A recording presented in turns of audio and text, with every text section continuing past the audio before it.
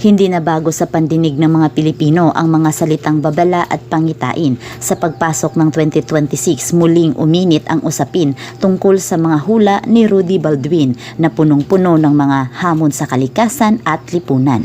Sinabi niyang ang 2026 ay mabagsik na apoy, tubig at dugo. Sinabi niyang ito daw ay madugong taon at taon ng takot. Una niyang binanggit ang kalamidad na papasok sa Pilipinas ngayong 2026. Yung mga bagyong darating sa atin ay hindi naman daw ganun karami tulad ng 2025 na sobrang dami. Subalit maging handa sapagkat merong bagyong singbagsik ni Guni at Yolanda. May mga bagyong hindi naman daw ganun kalakas, subalit aabot ito ng ilang araw, kaya dapat daw ay ayusin ng gobyerno ang isyu patungkol sa mga baha. Mas malala at mapamatay ang mga baha ngayon na kahit yate ay pwede daw dumaan sa sobrang lala. Ito'y kapag hindi agad inagapan ng gobyerno ngayon ang problema tungkol sa flood control ng Pilipinas. Ang malala pa, mabagsik daw ang kalikasan sapagkat sasabayan daw ng lindol ang mga bagyo, lalo na sa lugar ng Aklan, Abra, Baguio, Pangasinan, Marawi, Zamboanga, Batanes, Bicol at marami pang iba. Pinaghahanda rin niya ang mga taga-Visaya sapagkat matindi ang bagsik ng tubig at apoy sa kanilang lugar.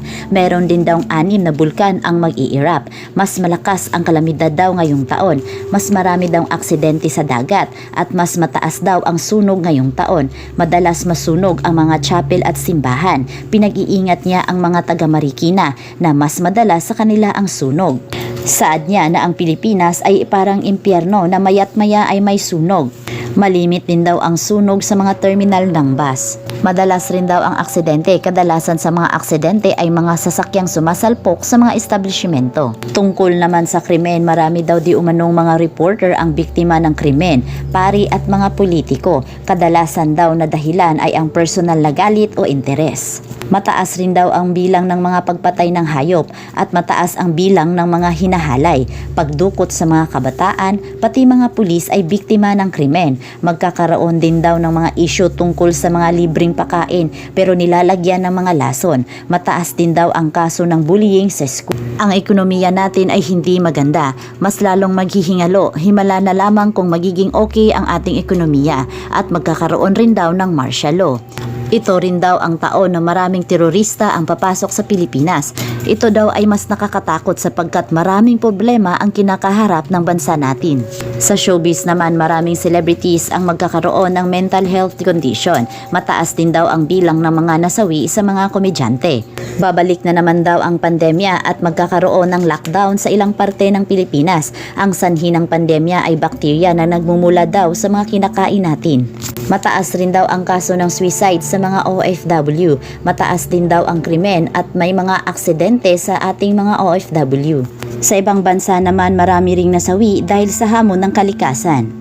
Mahalagang tandaan na ang mga hula ay nagsisilbi lamang na paalala, hindi tadhana. Ang tunay na kapangyarihan ay wala sa mga bituin o sa mga pangitain, kundi nasa ating sariling mga kamay at sa ating pananalig. Hindi tayo dapat mamuhay sa ilalim ng anino ng takot.